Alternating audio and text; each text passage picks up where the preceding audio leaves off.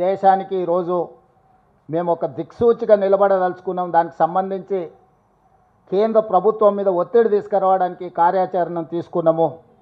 అందుకే ఈరోజు 30 రోజుల్లో హైకోర్టు ఆదేశాల మేరకు స్థానిక సంస్థల రిజర్వేషన్లను నిర్ణయించి 90 రోజుల్లో సెప్టెంబర్ 30 తారీఖు లోపల జిల్లా పరిషత్, ఎంపీటీసీ, సర్పంచుల యొక్క ఎన్నికలు నిర్వహించాలని తెలంగాణ రాష్ట్ర ప్రభుత్వం కృతనిశ్చయంతో ఉంది.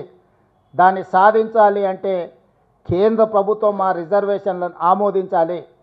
కేంద్ర ప్రభుత్వం ఆమోదించాలి అంటే కేంద్ర ప్రభుత్వం మీద ఒత్తిడి తీసుకురావాలి. కేంద్ర ప్రభుత్వం మీద ఒత్తిడి తేవాలి అంటే పార్లమెంట్ సమావేశాలు జరుగుతున్నాయి. కాబట్టి ప్రధాన ప్రతిపక్ష నాయకులను కలిసి వీలైతే ఇండియా కూటమికి సంబంధించిన ఇతర రాజకీయ పార్టీలను కూడా సమన్వయం చేసుకొని ఈ రిజర్వేషన్లను సాధించి బలహీన వర్గాలకు న్యాయం చేయాలని ఈ పర్యటన చేపట్టినాం. మీడియా మిత్రుల సహకారాన్ని కూడా తెలంగాణ రాష్ట్ర ప్రభుత్వం ఆశిస్తున్నది. జాతీయ స్థాయిలో చర్చ జరగాల్సిన అవసరం ఉన్నది. జాతీయ స్థాయిలో బీజేపీ ప్రభుత్వాన్ని, ఎన్డీఏ కూటమిని ఈరోజు మనందరం కూడా నిలదీయాలి. తద్వారా కొన్ని దశాబ్దాలుగా అణచివేతకు లోనవుతున్న బలహీన వర్గాలకు న్యాయం చేయాలని, ఏదైతే సోషల్ జస్టిస్ చేయాలని ఈరోజు రాహుల్ గాంధీ కాంగ్రెస్ పార్టీ అనుకుంటుందో దానికి సహకరించాల్సిందిగా విజ్ఞప్తి చేస్తున్నాం. బీజేపీ వాళ్ళు వితండవాదం చేస్తున్నారు. శాసనసభలో చర్చ జరిగినప్పుడు బీజేపీ, బీఆర్ఎస్, ఎంఐఎం, సిపిఐ కూడా ఏకగ్రీవ తీర్మానానికి మద్దతు ఇచ్చింది.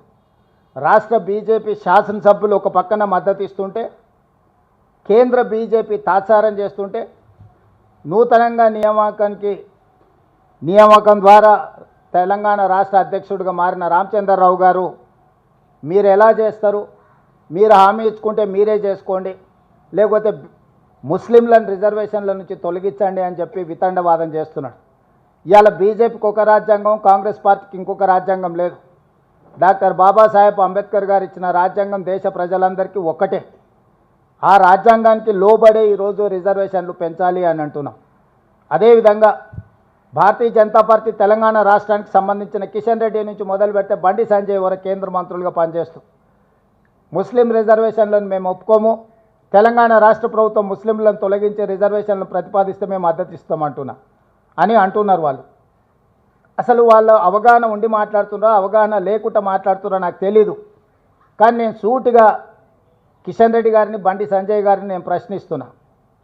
నరేంద్ర మోడీ గారు జన్మించిన రాష్ట్రం గుజరాత్, నరేంద్ర మోడీ గారు ప్రాతినిధ్యం వహిస్తున్న రాష్ట్రం మహారాష్ట్ర. భారతీయ జనతా పార్టీకి మూలాలలో ఉన్న సిద్ధాంతకర్తలైన ఆర్ఎస్ఎస్ కేంద్ర కార్యాలయం మహారాష్ట్రలో ఉంది. ఈరోజు గుజరాత్లో, ఉత్తరప్రదేశ్లో, మహారాష్ట్రలో 40-50 సంవత్సరాల నుంచి ముస్లిం రిజర్వేషన్లు అమలు జరుగుతున్నాయి.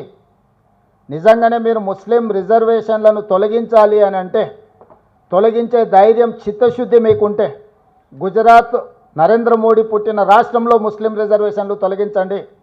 ఈ దేశ ప్రధానమంత్రిగా, పార్లమెంట్ సభ్యుడిగా ప్రాతినిధ్యం వహిస్తున్న ఉత్తరప్రదేశ్లో మీరు ముస్లిం రిజర్వేషన్లను తొలగించండి.